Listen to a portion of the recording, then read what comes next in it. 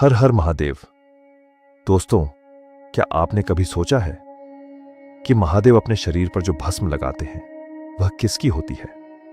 क्या वह किसी इंसान की राख है या इसके पीछे कोई गहरा आध्यात्मिक रहस्य छुपा है? आज हम इसी रहस्य को समझने का प्रयास करेंगे।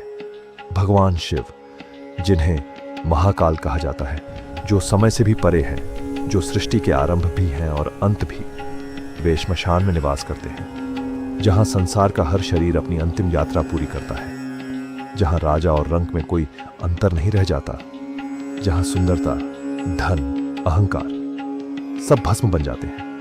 महादेव उसी भस्म को अपने शरीर पर धारण करते हैं। लेकिन ध्यान दीजिए, यह किसी एक व्यक्ति की भस्म नहीं है। यह प्रतीक है इस नश्वर संसार का। भस्म हमें याद दिलाती है कि यह शरीर एक दिन राख बन जाएगा। हमारा अभिमान, हमारी दौलत, हमारा रूप सब यहीं रह जाएगा। शिव हमें सिखाते हैं कि जो अंत को स्वीकार कर लेता है वही सच्चा योगी बनता है। एक पौराणिक कथा के अनुसार जब माता सती ने अपने प्राण त्याग दिए तो शिव अत्यंत विरक्त हो गए।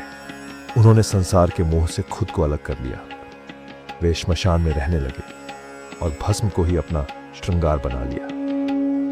एक अन्य कथा कहती है कि जब कामदेव ने शिव की तपस्या भंग करने का प्रयास किया तो शिव की तीसरी आंख खुली और कामदेव भस्म हो गए। तब शिव ने उस भस्म को अपने शरीर पर लगाया, यह दर्शाने के लिए कि वासना और अहंकार पर विजय ही सच्ची शक्ति है। भस्म का अर्थ है अंत, विनाश और पुनर्जन्म, क्योंकि जहां अंत होता है वहीं से एक नई शुरुआत भी होती है। इसीलिए शिव को संहारक नहीं बल्कि परिवर्तन का देवता कहा जाता है।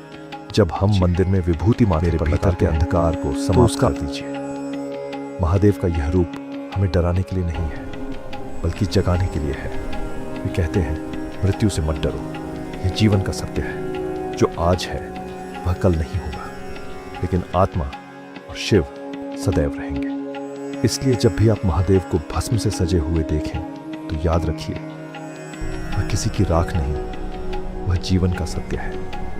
वह हमें सिखाती है कि सब कुछ मिट्टी है और अंत में सब कुछ शिव में ही समा जाता है।